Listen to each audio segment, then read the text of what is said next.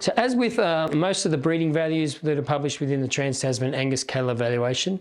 there's ongoing research to kind of improve and maintain those different breeding values and make sure they're keeping up with the kind of needs of the Angus breed in Australia.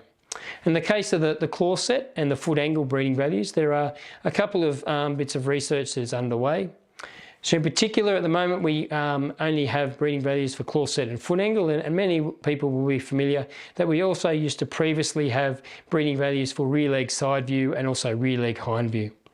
At the moment, there's the development of research underway to kind of reintroduce, if you like, EBVs for rear leg side view, and it's expected that a research breeding value for that trait will be released towards the end of 2022.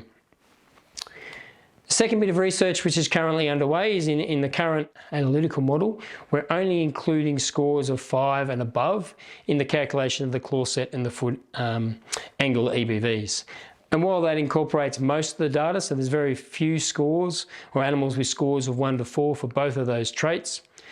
research is now underway to look at how we might potentially utilise that information within the analysis and re-include those scores of 1 to 4.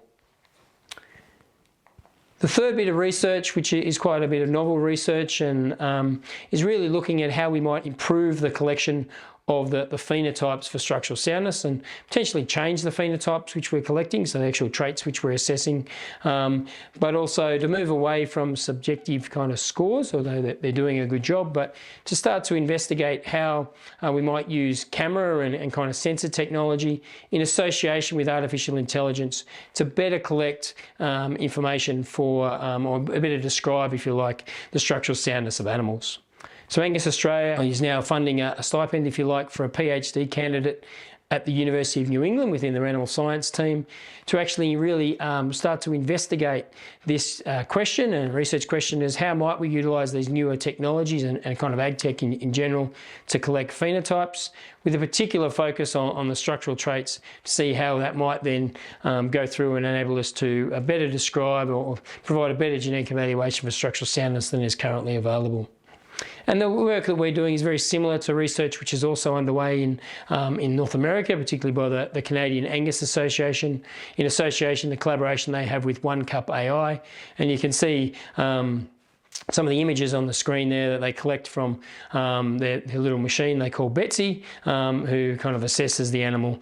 for those different structural traits. So this research at the moment, as I say, is all research. There's no clear avenue yet to incorporation in the analysis, but it's important that it's conducted, and we continue to not only maintain but also improve the kind of tools we have available for structural soundness to ensure that we're providing the best possible information to the Angus breed in Australia.